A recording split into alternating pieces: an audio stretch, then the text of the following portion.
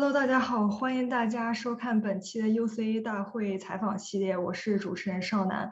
今天我很荣幸的请到了Nokes 先生，Mr. Nokes 是2022年第3届美国华人大会中荣获张纯如人文奖的获得者。他是挣脱枷锁、俄勒冈领土上的奴隶宣判和为黄金而被屠杀、地狱峡谷的中国人的作者。在担任美联社和俄勒冈人报的记者和编辑期间，诺克斯先生周游世界。他毕业于威拉米特大学，并在哈佛大学担任尼曼研究员。他披露了1887年30多名中国淘金者在地狱峡谷被杀害的事件。这一报道使该地点被正式命名为中国屠杀湾。俄勒冈公共广播公司以此为背景拍摄了纪录片。Okay, so yeah, I finished your introduction. So welcome, Mr. Nokes. Yeah.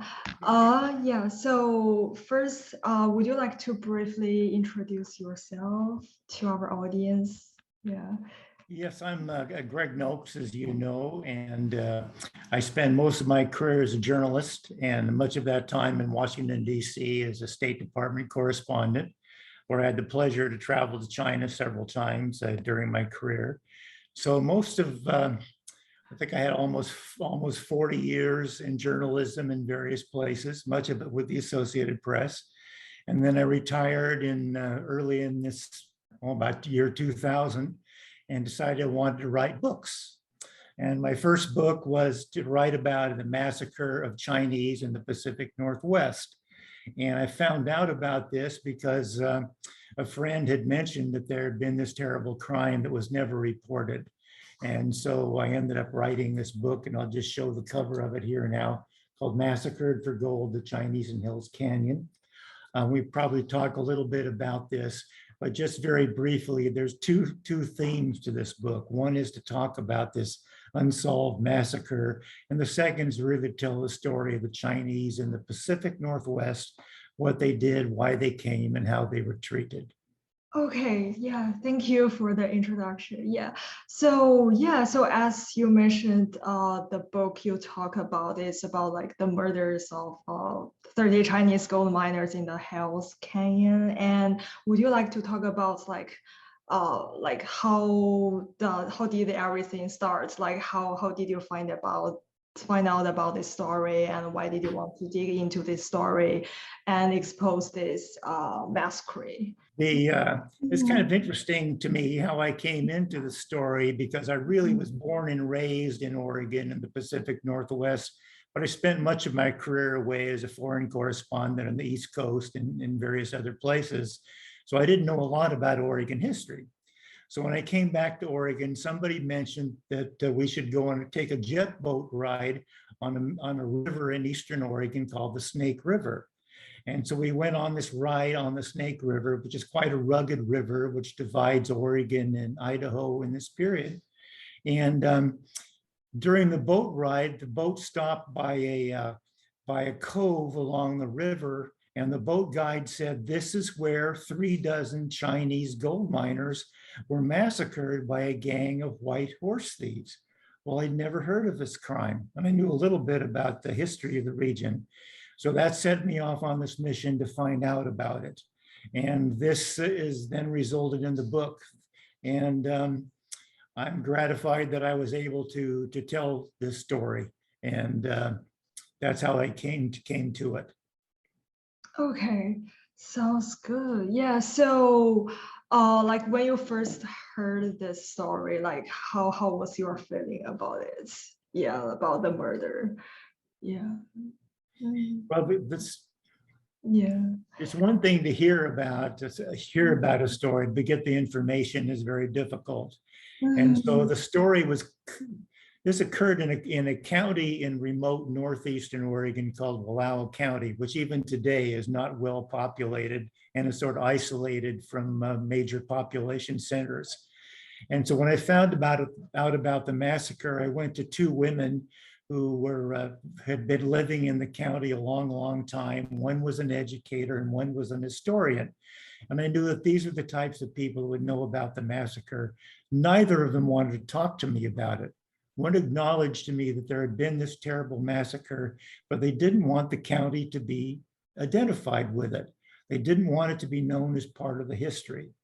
Well, obviously that wasn't good enough. The more I was told I shouldn't write about something, the more I was intent on writing about it. And so in the course of talking to people, looking through old newspapers, going to Chinese American sources, I was able to find out a lot of information about it. My research took me to the National Archives in Washington, D.C., and it turned out, not surprisingly, that the Chinese legation back in the 1800s knew quite a bit about the crime and had been investigated. And so using those sources in the National Library in Washington, D.C., I was able to find out quite a bit about the story, to make a story, to tell the story, and also tell the story of the people today in the county, the fact that they have really kind of covered it up. They didn't want the story to be told. And then they finally came to realize that the story did need to be told. And finally, they did cooperate very much in helping me to get the information I needed. So maybe as you talk about, like, they don't want like people to know about this truth. So what else, like what kind of other challenges have you encountered when like reporting this massacre or tracing the truth? Like how did you find out the truth eventually? Yeah, what kind of challenges have you encountered? Well, very hard to do because, Yeah. you know, one of the women who came to help me, and I tell her story in this book, first didn't want to talk about it at all. And she said, well, I just don't, she said, people don't need to know about that story. Well, I argued with her. I said, this is probably the worst crime committed against Chinese in this country, in the history of this country. And it needs to be told as part of our history in this region. And yes, we don't do those things anymore. But at the time this was done and it was covered up and people didn't want to talk about it. And so she finally cooperated, and it turned out that there had been a trial, which I didn't know about that, where 6 members of a white gang of horse thieves were accused of this massacre of the Chinese. Several of them were escaped and never caught again. 3 others were put on trial and were found innocent. And the trial record was hidden away, so people had even forgotten about the trial. But the record of the trial wasn't destroyed because the woman who kept those records was the county clerk who was responsible for keeping records, and she couldn't bring herself to destroy records. So I was able to find these in the basement of an old courthouse, and that helped me to tell the story. Oh, wow. Yeah, looks like pretty tough journey, but it's really fortunate that you find out it eventually. Yeah. So as for the book and the report, so I'm just asking, like, what's the like influence of this reporting and the book had, like in the like both the American major society and also the Chinese American community? Well, I think it's been a very positive response. I don't think the book is going to change the world. At the time the book finally came out, there was a large, educated Chinese American community, you know, in Portland, in the West Coast. So we had a major ceremony. Let's say, go back a bit. A decision was made by the Chinese Consolidated Benevolent Association in Portland to establish a memorial at the site of the massacre. And so I was involved very much in raising money for that and for the dedication of this memorial. And it got a lot of publicity throughout the Northwest. The Chinese American community was very involved in the dedication ceremony, got a lot of publicity in the region. And I think it's probably helped people to realize the mistreatment of many Chinese in this period, which had largely been forgotten. I think it's probably fair to say that the Chinese are now leaders of the community, leaders out here in Portland and Oregon, and are probably treated very well. That's my experience anyway, but it wasn't the history. And I think even many Chinese Americans were not anxious to have the history told because they didn't want people to know about the past mistreatment. So I think it's been made a major contribution to the history of the region, both for the Chinese American community and the general community. Because like you are the like former editor and reporter of the Associated Press, and I'm wondering, like, did you have like the covered other kind of issues like this murder that is related to whether like the inequality or this kind of stories? Like, have you covered others?